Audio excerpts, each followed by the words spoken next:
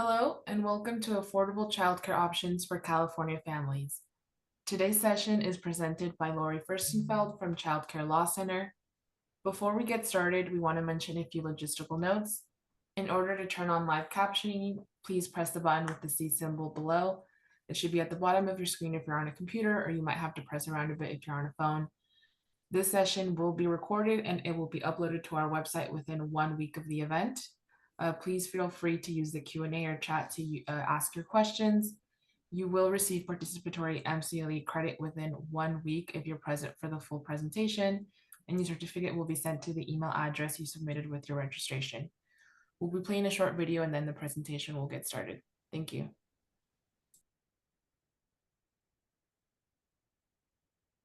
Good afternoon, everybody. Every child deserves to be cared for in an environment where they'll thrive, and every parent has the right to care for their families with dignity. I'm Laurie Furstenfeld from the Child Care Law Center. Thank you so much for joining us today. And we will start with a short video on the topic for today's training.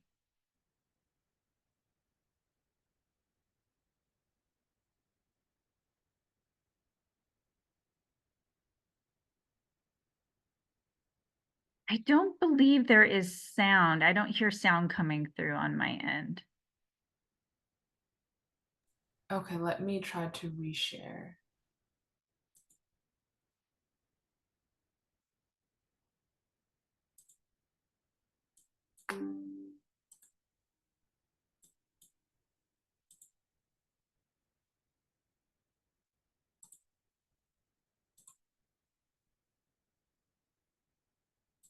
The busiest parents in the universe. Did you know that the busiest parents in the universe can get help paying for childcare? This is known as a childcare subsidy. Here are 3 rights about childcare subsidies in California. Number 1, you have the right to a childcare subsidy if you are in CalWORKs. Number 2, if your child is receiving protective services or is at risk, you have a right to be at the top of the list. Some examples might be you are experiencing homelessness, you are escaping domestic violence, or you are a parent in youth in foster care or have a foster child. Number 3, you have the right to appeal if your child care subsidy gets taken away. Thousands of California parents don't know that they are entitled to child care subsidies. The busiest parents in the universe also deserve the most help.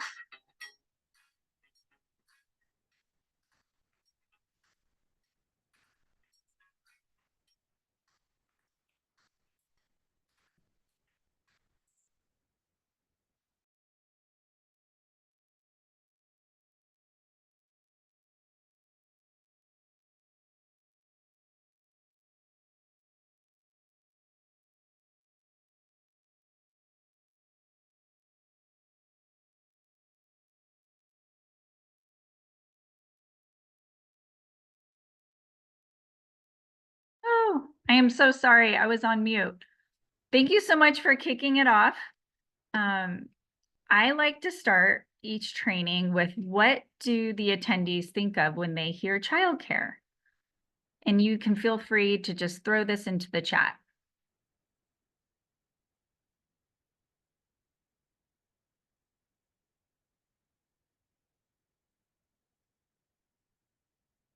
It can be one word, it can be just a few words, and I'll give about 30 seconds for everybody just to throw that into the chat. What do you think of when you hear about childcare?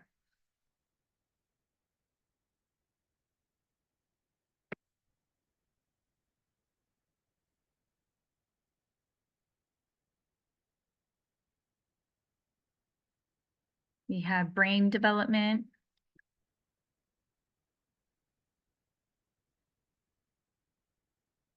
Great. I'll throw in some things that other people have shared with us.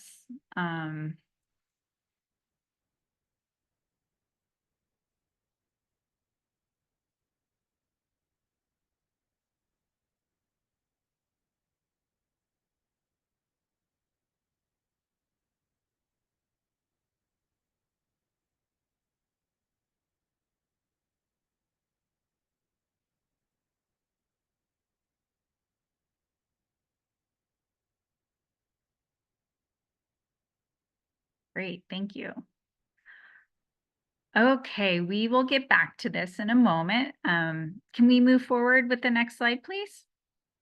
So I just wanted to give a short introduction about what we do at the Child Care Law Center. We educate, advocate, and litigate to make childcare a civil right.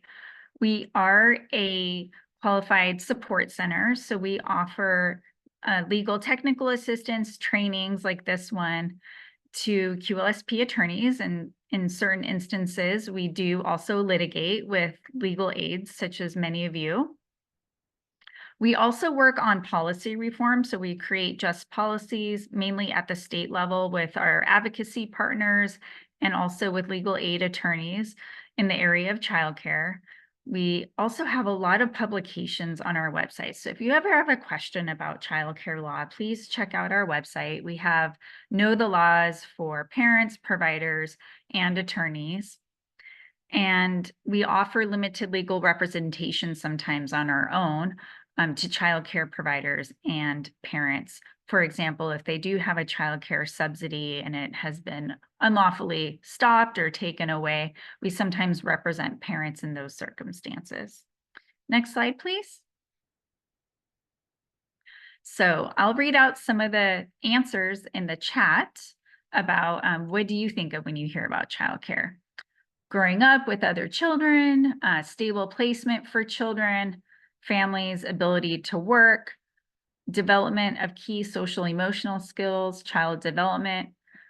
We also hear a lot that it's expensive. We've heard a lot about that over, especially during the pandemic, how unaffordable childcare is, and it's getting even more unaffordable as time goes on. So this is why this training is really important, because many of your clients may have a right to affordable, publicly funded childcare. Next slide, please. So just to start off, in California, we have 3 main childcare settings. We have family childcare homes, which are licensed, and these are the places where childcare providers, and in California, it's mainly women of color who care for children out of their own home. Many parents prefer this type of care for their young infant or toddler, even older children, because they oftentimes offer linguistically and culturally care that meets the needs of the families. And so, and it provides like a home-like environment. And these types of settings are located in parents' neighborhood, close to work, so it can be very convenient for parents. We also have childcare centers, which are licensed, and they usually have more children. They can be licensed for anywhere from 10, 20, sometimes up to 100 kids. These are larger settings, and they are also licensed by the state. And then we also have family, friend, and neighbor care. And this is generally license exempt care. It does not have to be licensed by the state. And many parents also like this type of care because the care is with a family, friend, or neighbor, somebody who they know. And a parent with what we'll get into in a moment with a child care subsidy can use any of these types of settings to place their child and to use their child care subsidy. And the one caveat with family, friend, and neighbor care is even though they are license exempt, the provider sometimes still needs a background check in order to be paid with a subsidy. And the exception to that is if the family, friend, or neighbor is a very close relative, like an uncle or an aunt. Next slide, please. So in California, we have what are called resource and referral agencies in every county. This is mandated through law and funded through this public and private funds. And so, for example, in Alameda County, we have what is called Bananas, 4Cs. In San Francisco, you may have heard of the Children's Council or WUI. In LA, there's quite a few actually. In LA, there may be up to like 12 because it's a relatively big county. And this is the place where any member of the community can go and try to find childcare. So the people at the R&Rs, they help families locate childcare in their neighborhood. They also provide a lot of services for childcare providers who need support opening up their businesses, taking trainings, getting their CPR trainings. They're a hub for childcare in the community. And many times, most times, part of the R&R, it's co-located with what is called an alternative payment agency. And many times parents, providers, community members, they don't know about this distinction between the R&R and what is called the AP, the alternative payment agency, because they're usually housed in the same location. APs are the arm that that determines if parents qualify for affordable childcare, and they also administer the subsidy programs. So it's all located usually in one place, and I'll get more into what the AP's function is throughout this presentation. Next slide, please. So in California, we have subsidies. The main source of funding comes from the federal government, but in California, we're unique in that our state actually puts in a lot of its own money, its own general funds for childcare. We have a huge population and there's a huge need. And so in California, we also have vouchers. Now, this is really important. It's a hallmark of the federal rule and the state rule that California really wants to promote parent choice. And a voucher, the intent of a voucher is to allow parents to have more childcare options. So they can use their voucher if they have a voucher at a family childcare home, at a center, or with a family friend or neighbor. Now, a voucher isn't like a parent gets like a ticket in their hand. We call it voucher based, but it's the alternative payment agency that pays either the parent directly or the child care provider directly for the cost of the care. Next slide, please. We also have what is called contracted-based care in California, and this usually pertains to child care centers and preschool programs. So this is when the actual program itself, instead of going through the alternative payment agency, directly contracts with the state, and that would either be the Department of Social Services or the Department of Education. And they reserve special spaces for families who have affordable publicly funded childcare. So that space is saved for a child. And usually the parents go directly to the program to sign up and qualify. Sometimes they do still go through an AP to actually go through the eligibility process, but it's the center or the preschool program that directly contracts with the state. Now, in very unique circumstances, family childcare homes may also be contracted, and that is when they are part of a family childcare home education network. And this is a network of individual family childcare providers who have gotten together and they've organized to become a group with one administrator who manages this whole fetch-in program of individual family childcare providers. There's not a whole lot in the state, but they do exist, and they must adhere to the Title V regulations. You'll hear that many times these programs are referred to Title V because they have to meet extra requirements on top of the health and safety rules under Title 22. Title V mostly pertains to like educational components of a program. So that can be sometimes very costly and burdensome to meet those requirements. So there are, it can be difficult for a fetch-in to exist. And the state is actually working on this issue to try to make it a little bit easier.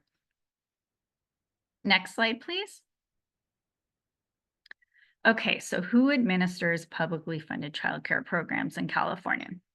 There was a big transition a few years ago where most of the childcare programs moved from the Department of Education to the Department of Social Services. And one of the main reasons for this is because the Department of Social Services offers so many other programs that support families. And I'm sure a lot of you work with families who use other programs with CDSS like CalWORKs or Medi-Cal.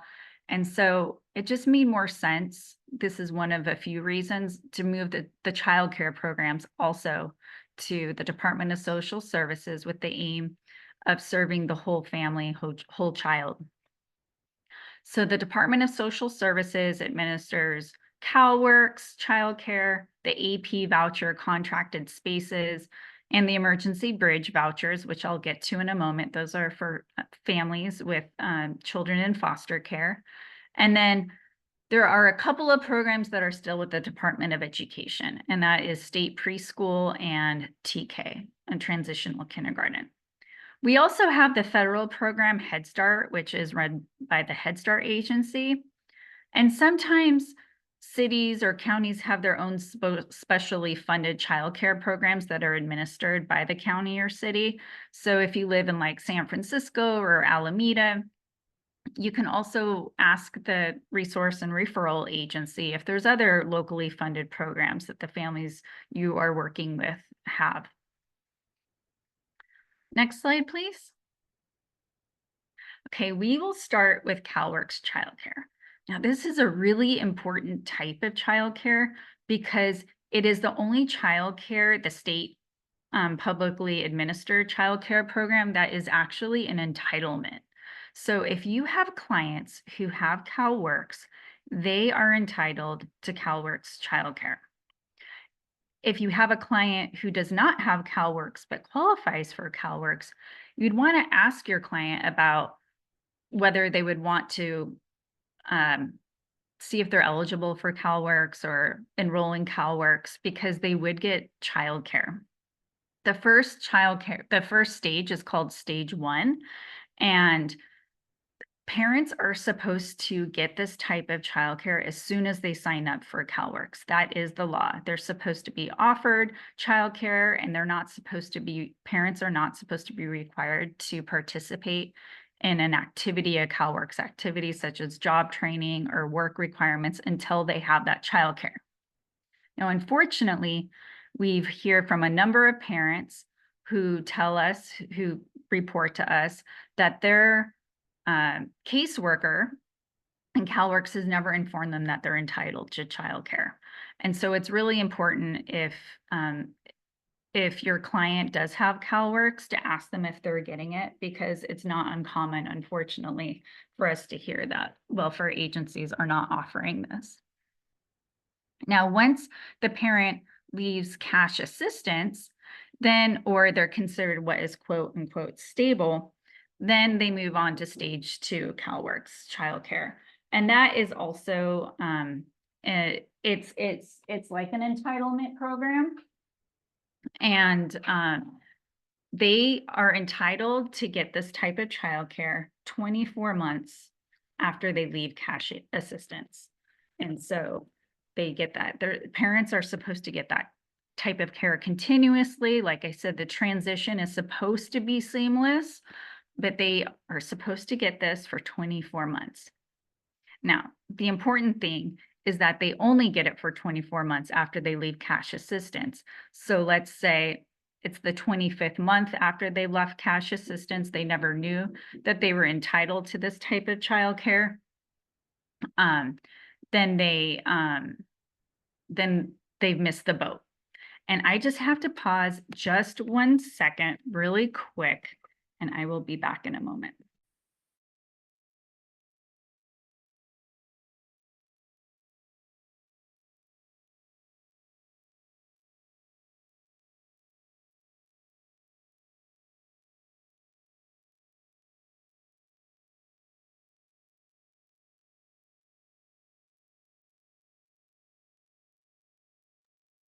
I am sorry about that. I had to open the door for my child who just came home. Okay, so like I said, it's really important that your clients know that they're entitled to this childcare, and we don't want them to miss the opportunity for stage 2 childcare because that clock runs regardless of whether they knew about that they were entitled to the childcare or not. And then after the 24 months, if the family is still using stage 2 childcare, they are supposed to transition seamlessly again to stage 3. Now, stage 3 is not an entitlement, but for all intents and purposes, it has been treated like an entitlement for the past, 10 years or so. In the law, it says that it's subject to enough funding in the state budget.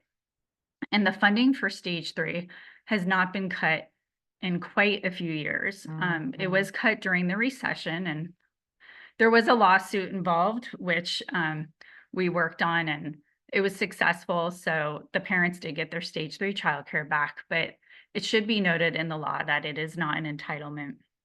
But the great thing about stage 3 childcare is that families can keep this childcare up until the child turns 13 years old, or up until age 21 if the child does have a disability, and there's no waiting list for this type of childcare.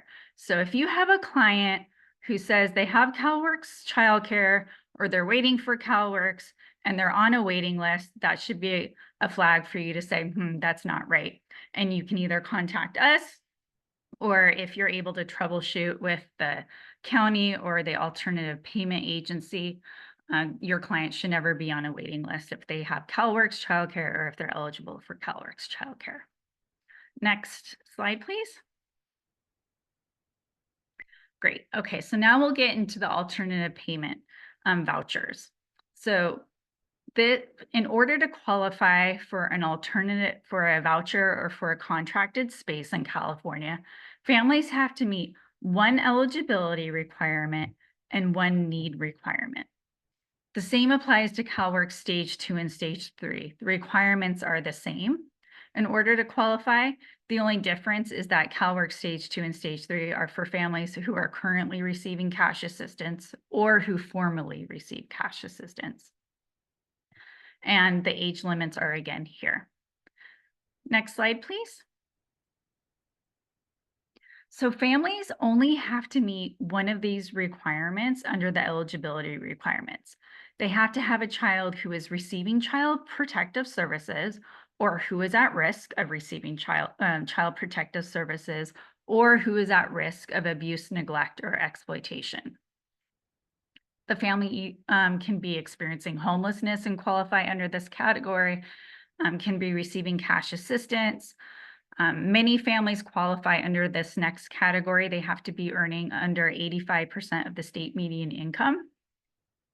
And this other category was just added last year, was that if a family member in the household is receiving any of these public benefits programs or any other means-based government program, and that is subject to the discretion of CDSS, which means-based government programs qualify, then the family does meet one of these, does meet the qualification for eligibility. Next slide, please.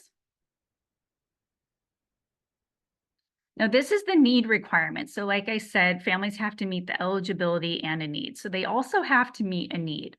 So many parents qualify for childcare based on working, having to go to school. Maybe they're experiencing homelessness, or they're getting their high school diploma or GED. Educational program for English language learners. This list has grown over the last few years, by the way. It used to just be work and going to school, or the CPS category at the top, CPS or at risk of abuse, neglect, and exploitation. So if you work with a family who meets one of those eligibility and one of those need requirements, then they're eligible for publicly funded childcare in California. Next slide, please. Now, there's one category of childcare that what we call is true categorical eligibility. If you are working with a family where the child is receiving child protective services, or they're at risk of abuse, neglect, or exploitation, then they actually meet the eligibility and the need requirement, hence making them categorically eligible. I will flag that sometimes APs will also want to look at the income of these families who qualify under this category, and that is not correct. So income is not taken into account for this type of eligibility. These families are also prioritized on waiting lists, and I'll get into the waiting list issues in a moment. Now, in order to get this kind of, to qualify under this category, families have to receive a referral from one of these agencies below, from the medical, legal, or service agency, a school, that's what a local educational agency is, liaison for homeless children and youth, Head Start, emergency or transitional shelter. And I will say that I've worked with QLSP or legal aid attorneys who have written the referral for their clients. So let's say, for example, there's a domestic violence situation. The family is not receiving child protective services, nor do they want to, but they can qualify under as like identified or as at risk. And some families are hesitant to even want to be identified as that. But I have worked with legal aid attorneys who have written a letter saying that they're working with their client, not exposing any confidentiality, and of course, like getting the consent of the client to say like there may be some at-risk situations, then the family could qualify for childcare right away. Next slide. So this is the prioritization of the waiting list. So there are waiting lists all over California for publicly funded childcare. And in some counties, the list can be thousands, some it can only be a few families.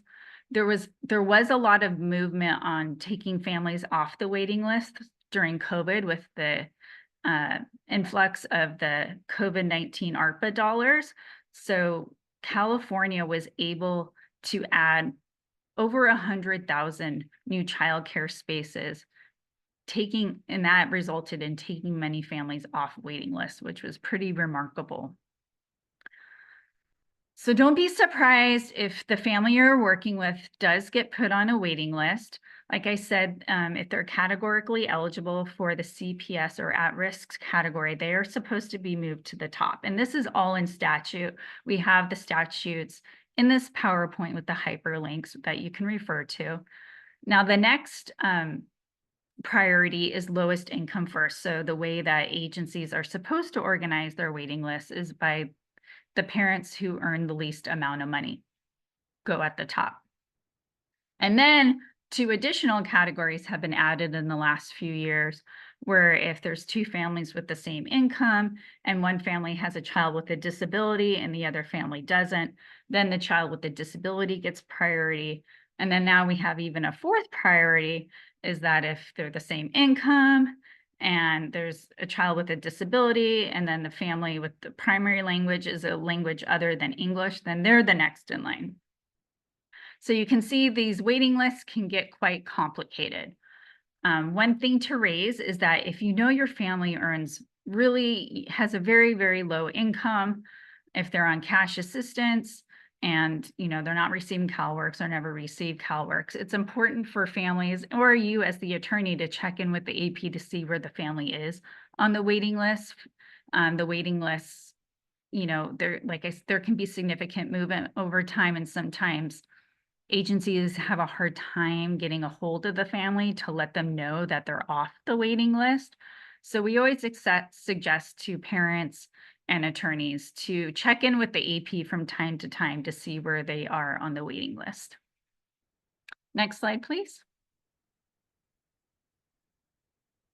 We also have California State Preschool. I mentioned that earlier, and this is administered by the Department of Education.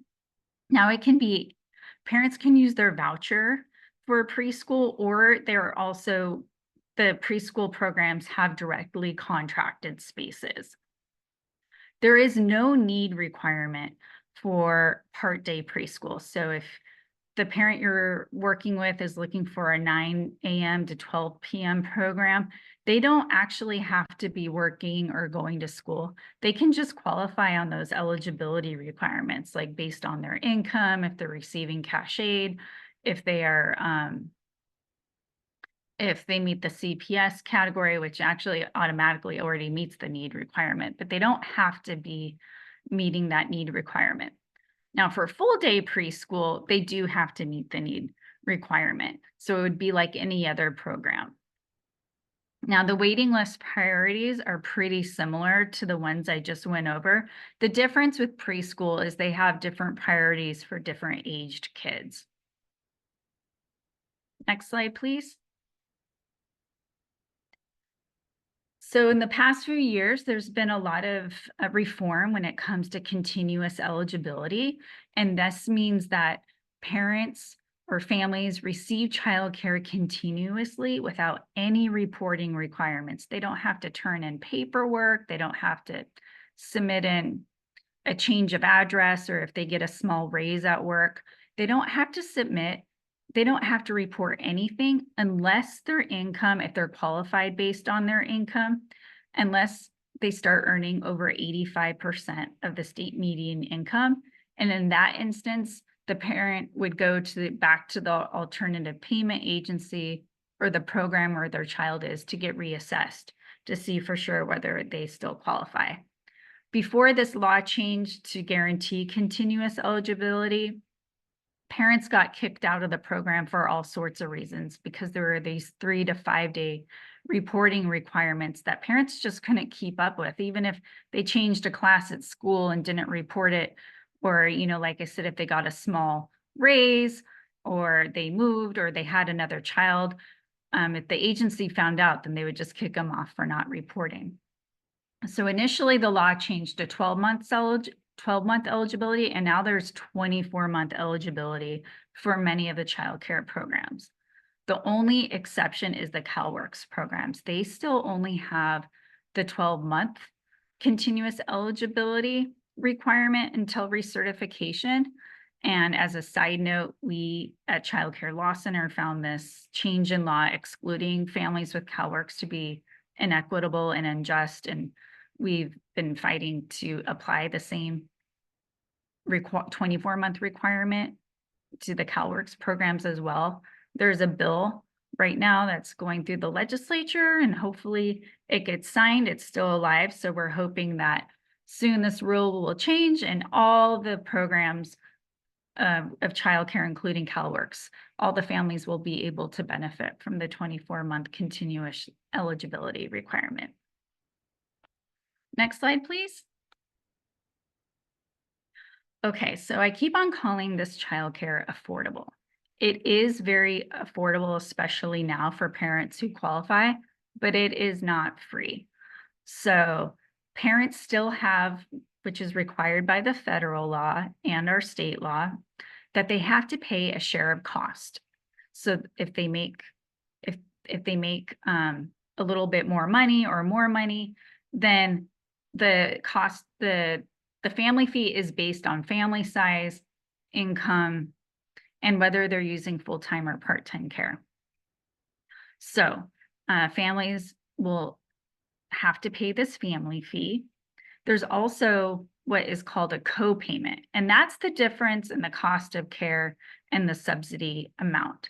So let's say I'm a parent, I have a subsidy, and I'm just over the income threshold to start having to pay a family fee. So let's say my family fee is $20 a month. That's something that I cannot get out of because that's required by law. I pay my family fee either directly to the alternative payment agency or to my child care provider. Each county does it differently, and it's up to the AP to decide who the parent pays. And from what I've heard in California, it's about a 50-50 split. So parents will have to pay this fee if they're required to do so. The co-payment is what the provider charges. So let's say my voucher, it's worth $1,000, but my provider charges $1,500. My provider, my childcare provider, may charge me the difference in the cost of care, that $500, my co-payment. And that agreement is between the provider and the parent. Many childcare providers who we work with don't charge parents co-payments. They just say that parents can't afford it and I'm not going to charge them. So don't be surprised if the cost of care is more than what the subsidy amount is. Many child care providers actually don't charge the parents, even though they really do need the money. Next slide. So what I was alluding to in the last slide is childcare has become much more affordable as of last year. During the pandemic, family fees were waived or put on pause for most of the pandemic, and mostly for all families, not always, but they were frozen. And so families gained a lot during that time when they didn't have to pay a family fee. Families were able to pay off credit card debt. They were able to save up for a home. They were able to put their kids in extracurricular classes. And this whole movement propelled this larger movement to totally reform family fees. There were years of testimony in the last 3 years from parents, from advocates, from providers going to the state to tell the legislature, we really need to make family fees more affordable. And parents were able to testify about all these great things that they were able to do when they didn't have to pay this burdensome family fee. Because what ended up happening is if they had to choose between making a car payment or paying their family fee, and they ended up not paying their family fee, then they got kicked out of care. So now family fees are extremely reduced. Family fees now cannot exceed 1% of a family's income. Before, the state could charge up to almost 10% of the family's income. And now no family earning under 75% has to pay a family fee. So by and large, many families actually don't have to pay a family fee because they make under 75% of the state median income. And the law also requires that childcare providers don't take a financial hit if the family doesn't pay the family fee.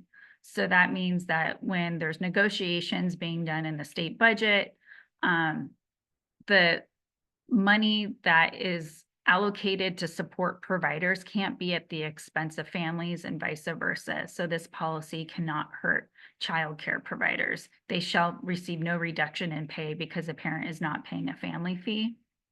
And also, the number of spaces and vouchers shall not be reduced on account of this policy as well. So many times when in hard times, financial times such as now, the legislature will make a decision, well, we'll reduce family fees, or we'll reduce the number of spaces in care or lower the pay of providers. But this policy ensures that none of that can be done. They have to maintain at least the status quo and cannot hurt providers or parents with this fee reform. Next slide, please. There's also a whole list of families who are exempt from family fees. So I won't read through the whole list here, but many families are also just plain exempt from family fees. There's also, if the child is receiving child protective services or the family who qualifies under that at-risk category, then they can be exempt from family fees for up to 12 months. And sometimes counties or alternative payment agencies will extend that period. So that's important there. Next slide, please. We also have the Head Start program in California, and that is a federally run program. And it's for families who make very, very, very low incomes. I give an example here of how low you have to earn in order to qualify for Head Start or early Head Start. The feedback we get from parents is many parents actually really like Head Start if they qualify for it because there's so many supportive services that come along with Head Start. There's medical programs, there's extra support outside the food support. Some families want the home visiting support. And so Head Start offers a lot of that. The only main issue that we've heard is that Head Starts generally do not offer the flexible hours that other child care programs may offer, such as family child care homes. They often offer weekend and evening care, and many Head Starts do not. Next slide, please. We also have transitional kindergarten in California, and this is really the only no-cost care for kids in California, and where parents just sign up their kids and their kids can go to TK if they qualify based on their age. Now, I said earlier, CalWORKs is the only quote entitlement program. And in California, we usually refer to childcare as the programs that are administered by the Department of Social Services. TK is technically part of the K through 12 system. It's like early kindergarten for kids. The curriculum is supposed to be modified for 4-year-olds. This type of care is only offered on school campuses.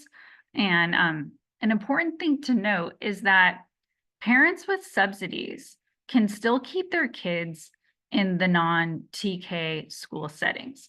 So in reality, many parents with 4-year-olds, they want choice for where to send their kids. Now, if TK is the only affordable option, which is free, some parents may choose that for their child, even when they feel like they may not be ready, or they have to cobble together transportation, accommodations for their young child, because TK is technically a half-day program, which makes it really hard for working parents. So it's important for you to know that for your clients who have subsidies, if they have a subsidy, they don't have to choose TK. And I say this because we've heard that some school districts or alternative payment agencies tell families, well, if your kid qualifies for TK, they have to go there, which is unlawful, and they should not be telling them that. And the Department of Social Services has been working to try to get that information out. But some parents do prefer TK for their 4-year-olds. So it is that option. It is required to be offered in schools. The expansion started at July 1st, 2022. It used to just be optional for school districts to offer TK, but now it's required. Next slide, please. We also have in California what is called the Bridge program. And it's a very limited care. It's for situations where a resource family, or also called like foster families, receive a child unexpectedly, like maybe a parent's sister went into the hospital in the middle of the night. The sister has kids, and this, in order, the sister, the auntie has taken in her kids, but the auntie has to work and she can't pay for childcare.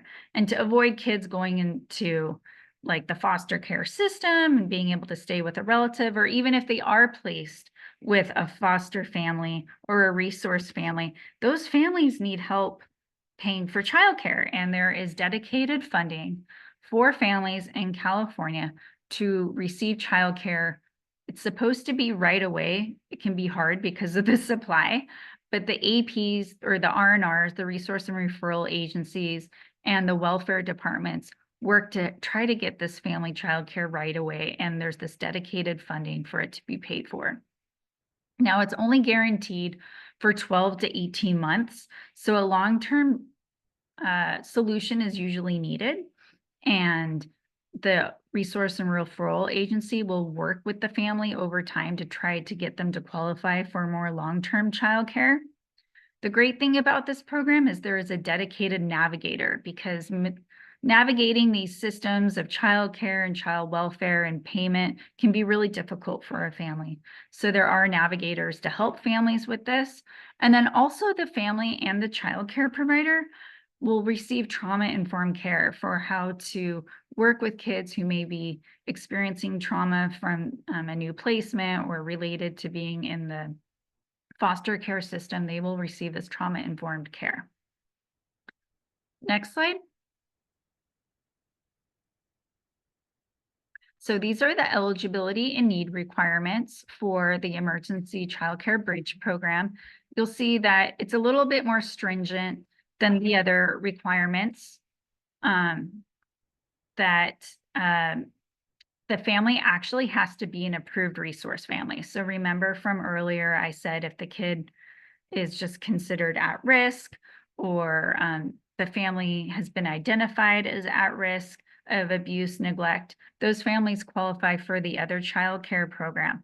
But for the bridge program, the families actually have to be an approved resource family, or they have to be placed with a family in an emergency, and this child, for a compelling reason. Maybe the certification as a resource family hasn't quite gone through yet, but that's what it looks like is happening.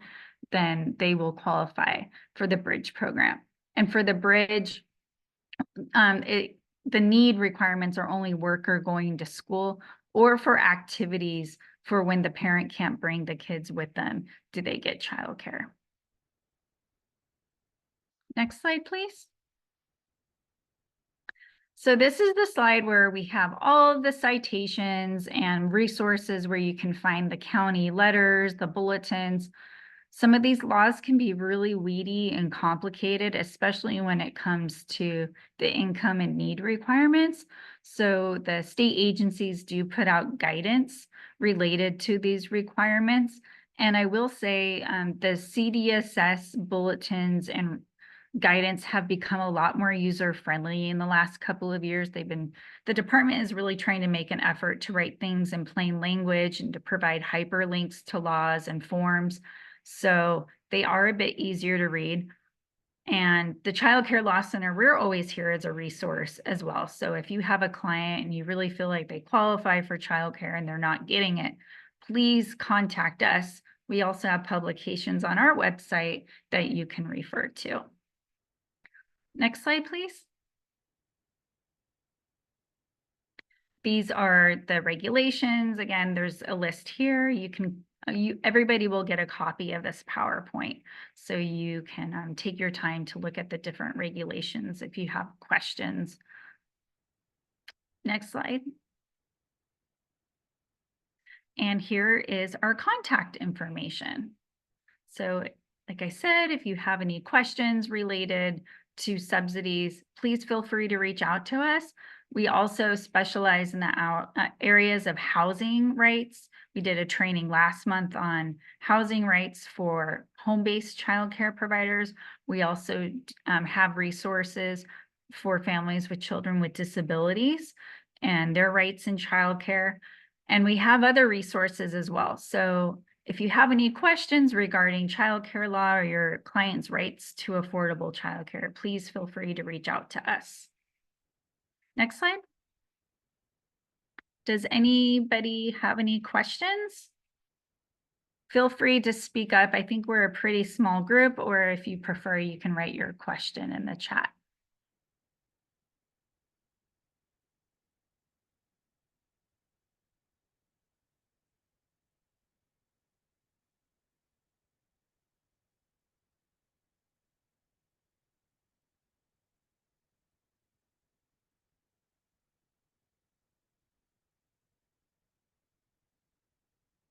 Oh, it looks like somebody have a question? Let's see. Jeffrey Olson, it looks like you're raising your hand. Unless that was a mistake, you can feel free to speak up if you do have a question.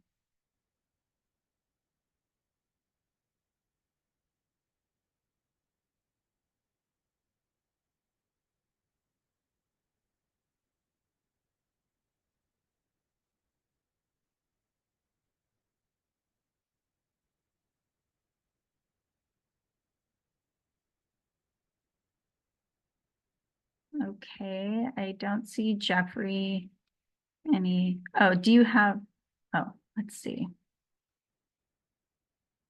I'm perusing the chat. I don't see any questions. Well, this concludes our presentation, but I'm happy to stay on if anybody wants to stay on. And you can always feel free to reach out to us with this contact information directly. We are here to serve all of you as a support center, and we love working with legal aid attorneys and all the important work that you all do on behalf of your clients. So we were really excited to do this webinar. I will end by saying that sometimes there's not a really a clear connection between childcare subsidies and how they help clients of legal service agencies. And what we want to equate it to is like having a childcare subsidy can be $1,000, a couple thousand, a few $1,000s in your client's pocket. If they don't have to pay for childcare, that is money that they can use for other important things in their life. That's money that they can use to put their kids into activities or put food on the table, pay for gas, necessities. Like I said, we worked with a parent who paid off her credit card debt and then qualified to buy a home. So having a childcare subsidy can be life-changing for a family, especially if you can have that subsidy until the child turns age 13. These subsidies can be used in after-school programs as well. One thing I didn't mention, for the older kids, there are programs that take subsidies for the before and after-school programs. So if your client is a parent and has small children, please ask them, or try to help guide, use questions to see if they might qualify for affordable childcare in California. And you can always send them to their resource and referral agency too, who can do like an eligibility screening for them to see if they qualify.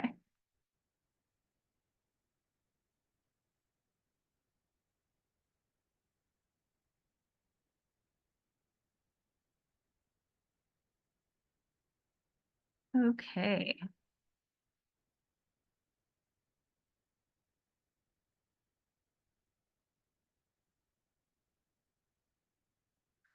One thing that also just came to mind that I neglected to mention in the beginning is that if your client is told by an alternative payment agency that they can't help them because the parent has CalWORKs or qualifies for CalWORKs, that AP should not be turning the parent away, even if the parent has CalWORKs or qualifies for CalWORKs. There's some parents who don't want to get on cash assistance. They don't want to start receiving it.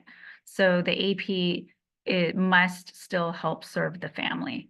And if the family does have CalWORKs and the AP is turning them away, the AP should actually be working with the county to help get that family CalWORKs childcare, instead of just sending them back out into this, the system that is really hard to navigate. There should be more of like a warm referral and interaction between the agencies, instead of just telling the parent that they don't qualify. And technically, even if the family does qualify for CalWORKs childcare, they can still get the other type of childcare. They just might have to be put on a waiting list.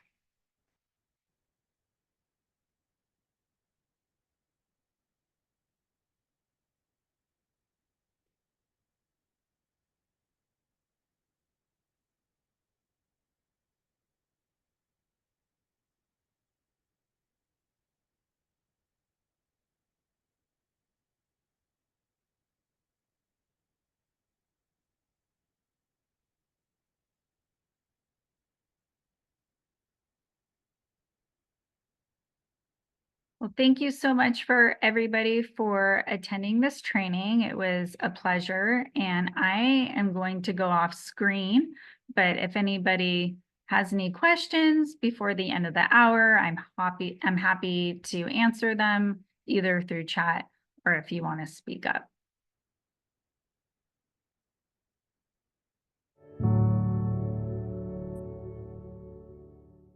Thank you for joining us for today's webinar.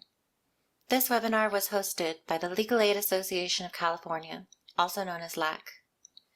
We are the membership organization for California's civil legal aid nonprofits. Our job is to advocate in the legislature, in the courts, and with the State Bar of California on behalf of the community of nonprofits that serve low-income Californians.